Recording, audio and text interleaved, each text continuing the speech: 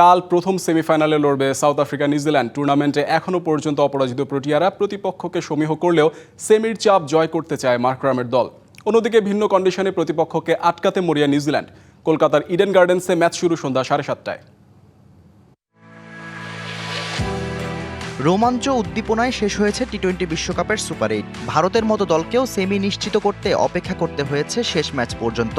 4 সেমিফাইনালিস্টের মধ্যে একটু ব্যতিক্রমী বলা যায় সাউথ আফ্রিকাকে। ওরাই এখন পর্যন্ত অপরাজিত দল। শুধু তাই না, আফগানিস্তান ব্যতীত সব দলের বিপক্ষেই ডমিনেট করে যেতেছে মার্করামরা।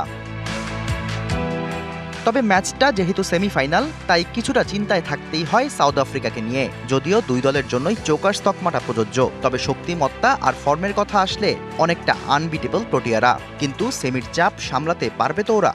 Quality team, New Zealand. They've proved that over many years now. New Zealand অনেক ভারসাম্যপূর্ণ দল। যদিও এখন পর্যন্ত সব ম্যাচে আমরা ভালো ক্রিকেট খেলেছি, তবে সেমিফাইনালের চাপটা ভিন্ন। এখানে জিততে হলে নতুন দিনে আমাদের ভালো ক্রিকেটই খেলতে হবে।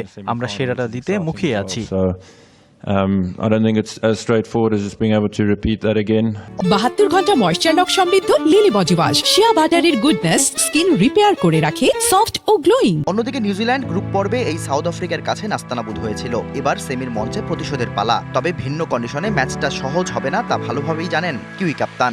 The conditions are probably going to be a little bit different to where we've been. Colombo থেকে এখানকার কন্ডিশন ভিন্ন, তবে প্রফেশনাল ক্রিকেটার হিসেবে আপনাকে সব জায়গায় অভ্যস্ত হতে হবে। আমরা ভারত উইন্ডিজ ম্যাচটা দেখেছি, সেখান থেকে অভিজ্ঞতা নিয়েছি। আশা করছি দারুণ একটা লড়াই হবে। We watched the game the other night, which was a good. অনিশ্চয়তার খেলা ক্রিকেট, যে কোনো মুহূর্তে বদলে যায় সমীকরণ। এই ম্যাচে সেমিফাইনালের চাপ সামলানোই হবে দু দলের মূল challenge. Shahriar Hossain, DBC news desk.